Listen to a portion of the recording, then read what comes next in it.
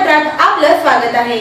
सोलापूर शहराच्या इतिहासात प्रथमच भाजप पक्षाने स्त्री जातीचा आदर करत अत्यंत महत्त्वाचे असलेले शहर अध्यक्षपदाची माळ पक्षश्रेष्ठीने कामाची पावती बघूनच पक्षाशी एकनिष्ठ असणाऱ्या माजी नगरसेविका तथा विरोधी पक्षनेत्या सौ रोहिणीताई तडवळकर यांच्या गळ्यात माळ टाकून महत्त्वाची जबाबदारी दिलेली आहे। वास्तविक पाहता रोहिणीताई तडवळकर यांना सोलापूर महानगरपालिकेचा दांडगा अभ्यास असून त्या प्रत्येक क्षेत्रात अभ्यासू नगरसेवक म्हणून त्यांचा नावलौकिक आहे।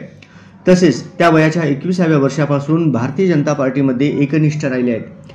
पक्षश्रेष्ठीने दिलेला आदेश तंतोतंत पाळणाऱ्या व शिस्तप्रिय म्हणून त्यांचा नावलौकिक असून देशाचे यशस्वी पंतप्रधान नरेंद्र मोदी व महाराष्ट्राचे मुख्यमंत्री देवेंद्र फडणवीस यांनी लोकहिताचे केलेली कामे संपूर्ण सोलापूर शहरात घराघरात रुजवल्याने तसेच विधानसभा निवडणुकीत शहरात न भूतो न भविष्य असे काम करून शहरातील 3ही विधानसभा मतदारसंघात विजय संपादन करून दाखविले आहे।